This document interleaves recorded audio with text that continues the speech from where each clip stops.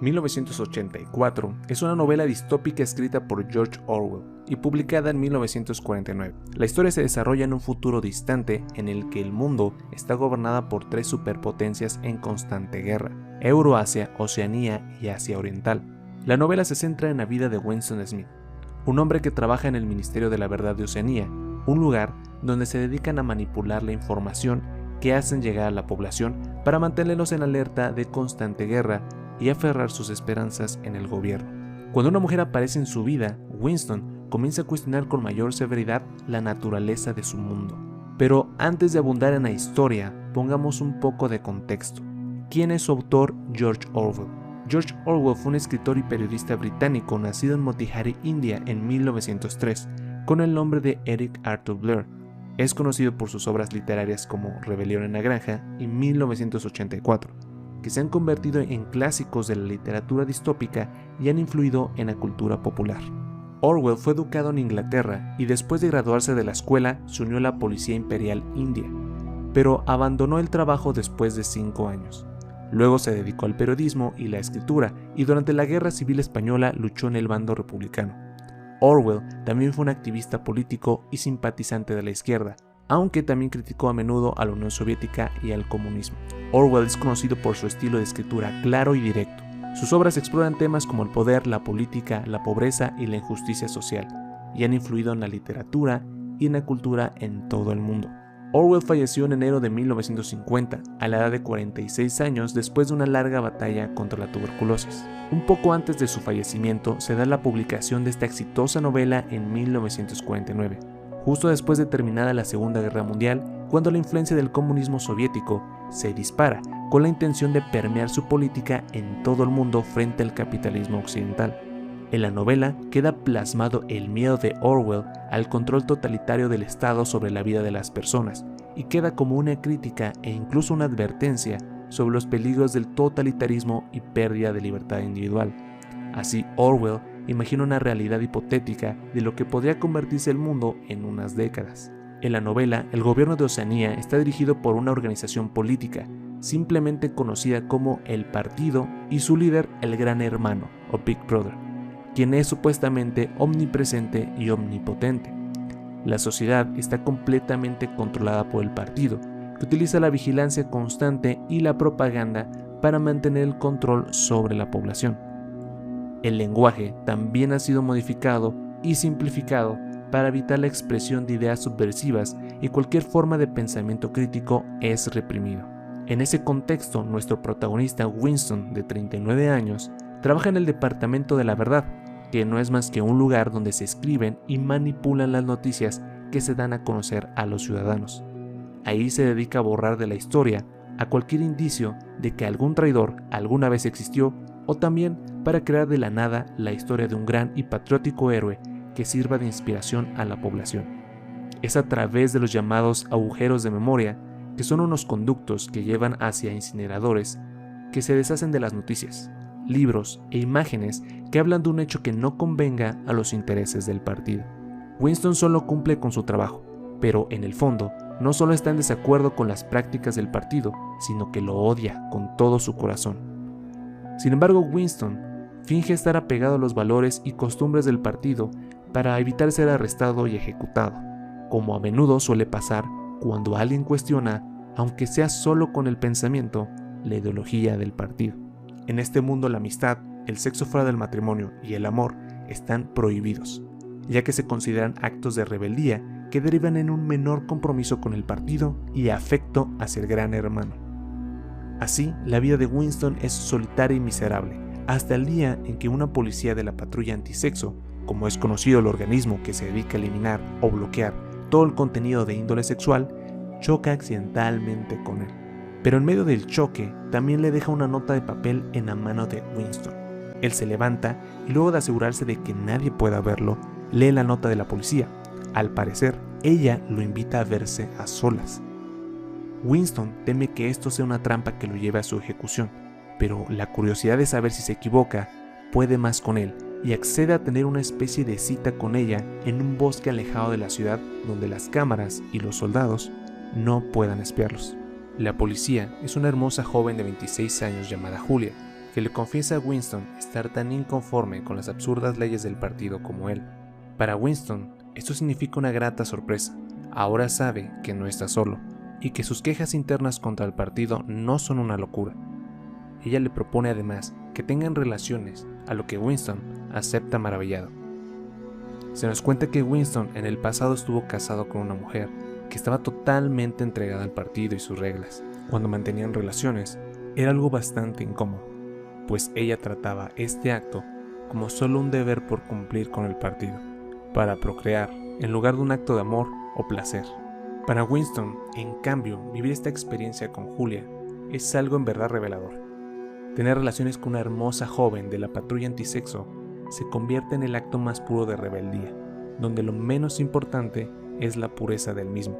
A Winston incluso le agrada la idea de saber que Julia ha estado con muchos más hombres, pues esto rompe con la doctrina del partido de la castidad y supuesta pureza del sexo.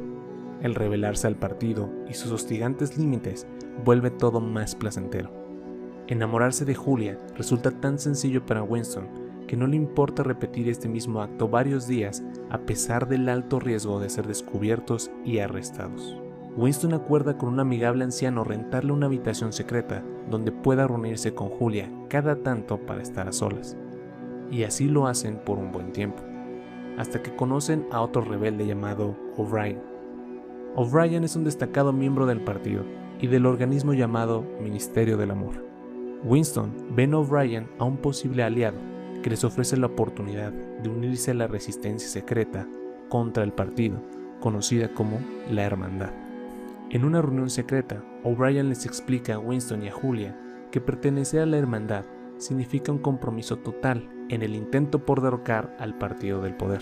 Les hace saber que deben estar dispuestos a hacer todo cuanto la Hermandad les ordene, de manera inmediata e incluso si nunca saben por qué tienen que hacerlo.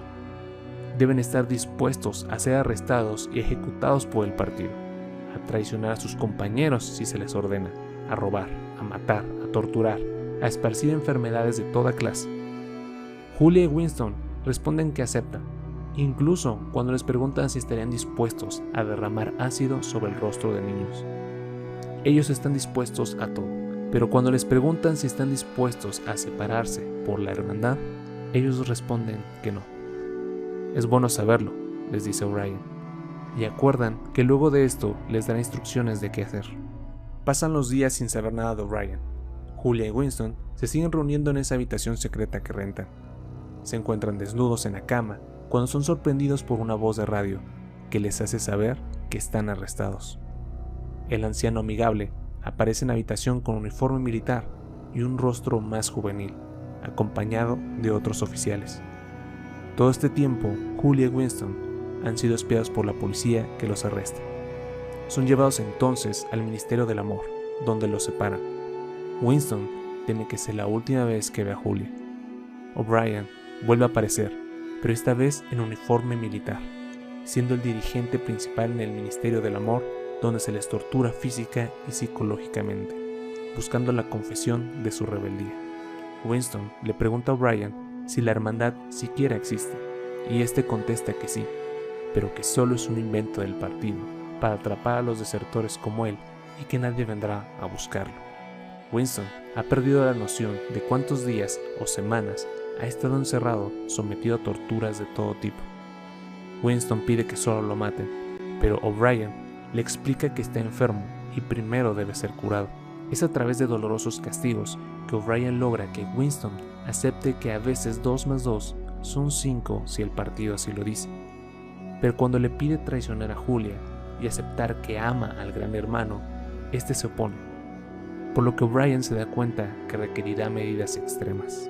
En habitación 1, O'Brien utiliza el mayor temor de Winston, las ratas. Le muestra una jaula con cientos de ratas hambrientas y le advierte que las soltará para que se lo coman vivo. Ante la amenaza, Winston implora que no lo haga, que se lo haga cualquier otra persona, incluso a Julia, pero que a él no. O'Brien sonríe al escuchar esto y luego le pregunta si ahora ama al gran hermano. Winston, en medio de lágrimas, aún dice que no, que lo odia, pues aún cree que le sobra un poco de dignidad. Entonces O'Brien reproduce la grabación de la declaración, donde acepta regar enfermedades mortales sobre la población, e incluso derramar ácido sobre el rostro de niños por el propósito de la hermandad. Winston se rompe definitivamente. Semanas después, Winston es liberado y reanuda su vida como era antes. Se encuentra de nuevo a Julia y le confiesa que la traicionó en el Ministerio del Amor. Ella le dice que también lo hizo. Ya no sienten nada, ya no pueden sentir nada. Nunca más se vuelven a ver. Winston ahora corea los himnos del partido, maldice a los traidores y sonríe al ver la imagen del Gran Hermano en las televisiones. 2 más 2 son 4, pero a veces también 2 más 2 son 5, si el Gran Hermano lo dice. Un día, un militar se para detrás de Winston y le agujera la cabeza con un disparo. Winston se alegra de morir. Así termina 1984 de George Orwell, con un final desesperanzador, donde más allá de los acontecimientos de la novela, lo verdaderamente rescatable es lo mucho que hace cuestionarnos cuánto de las cosas que suceden en este mundo ficticio nos resultan familiares, y que más allá de la postura política sobre el adecuado medio de producción, capitalista o socialista, reconocer que la sed de poder y control encuentran siempre un buen pretexto para someter a los demás. Funciona como una advertencia a los riesgos del totalitarismo y sus medios para preservarlo. Usa una figura cuasi divina de autoridad que representa la solución a los problemas de la sociedad, como es el Gran Hermano. Encontrar un enemigo permanente que sirva de pretexto para mantener a la sociedad unificada en contra de ese problema en común, como sucede en el caso de la Oceanía de Orwell, que ya sea Asia Oriental o Euroasia, siempre están en conflicto. Y manipular la información a conveniencia, como sucede con el misterio de la verdad, donde un día declaran que Oceanía está en guerra con Asia Oriental, y al día siguiente le recuerdan a la gente que siempre estuvieron en guerra con Euroasia. Por supuesto que los análisis y conclusiones que esta novela nos invita a hacer son numerosos, así que te dejo con los diálogos o frases más icónicas del libro, aclarando que estos son diálogos de diferentes personajes y no necesariamente una visión fiel de la perspectiva de Orwell. Quien controla el pasado, controla el futuro. Quien controla el presente, controla el pasado. El poder no es un medio, es un fin en sí mismo. Si se les permite entrar en relación con extranjeros, descubrirán que son criaturas iguales a ellos en lo esencial, y que todo lo que se ha dicho sobre ellos es mentira. Cada año habrá menos palabras, así el radio de acción de la conciencia será cada vez más pequeño. No se establece una dictadura para salvaguardar una revolución, se hace la revolución para establecer una dictadura. Todo ocurre en la mente y solo lo que ahí sucede tiene una realidad. El instinto animal, el simple e indiferenciado deseo, esa era la fuerza que destruiría el partido. Nada era del individuo, a no ser unos cuantos centímetros cúbicos dentro de su cráneo. A veces 2 más 2 son 5. Del dolor solo puede desearse una cosa, que es ese. No hay nada peor que el dolor físico. Ante el dolor no hay héroes. La ortodoxia equivale a no pensar, a no tener la necesidad de pensar. La ortodoxia es la inconsciencia.